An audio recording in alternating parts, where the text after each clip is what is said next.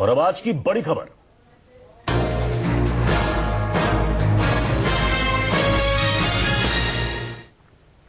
उत्तर प्रदेश में अखिलेश यादव आज सरकार में 7वीं बार अपने मंत्रिमंडल का विस्तार करने जा रहे हैं। ये मुख्यमंत्री का आखिरी मंत्रिमंडल विस्तार भी होगा। विधानसभा चुनाव से महज 6 महीने पहले, यानी कि 6 महीने का ही वक्त बचा है। ऐसे में मंत्रिमंडल विस्तार के जरिए अखिलेश की कोशिश जातीय समीकरणों के साथ क्षेत्रीय संतुलन बनाए रखने की भी है।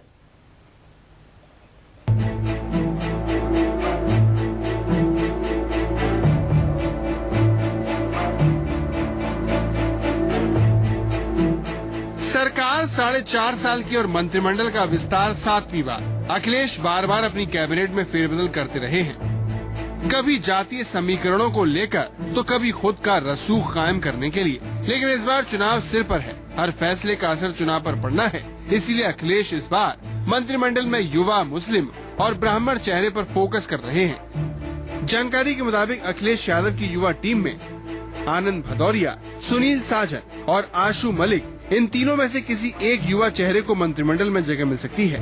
हालांकि इस बात की पुख्ता जानकारी है कि इनमें से आनंद भदौरिया का पलड़ा भारी है। आनंद के अलावा बलराम यादव की वापसी तय मानी जा रही है। बलराम के अलावा नारद राय को दोबारा मंत्रिमंडल में जगह मिल सकती है।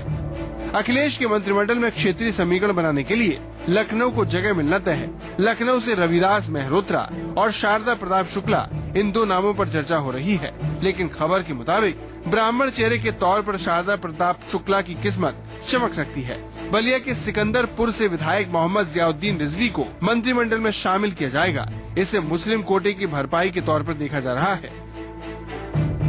यूपी सरकार कुल 60 लोगों का मंत्रिमंडल बना सकती है, जिसमें से 56 मंत्री अभी हैं। 4 जगह खाली हैं, जिनमें इन चेहरों को शामिल किया जाएगा। लेकिन बात सिर्फ यहीं तक नहीं है। अखिलेश कुछ सीनियर मंत्रियों का कद घटा भी सकते हैं और कुछ मंत्रियों को बढ़ा भी सकते हैं।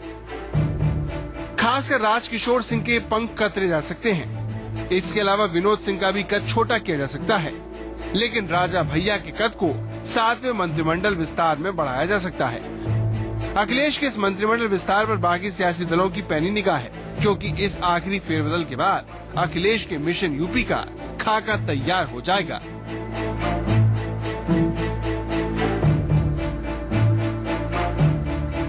अपनी 4.5 साल की सरकार में 7वीं बार मंत्रिमंडल विस्तार करने जा रहे मुख्यमंत्री अखिलेश यादव इस बार अपनी युवा टीम के से भी एक चेहरे को मंत्रिमंडल में जगह देने जा रहे हैं।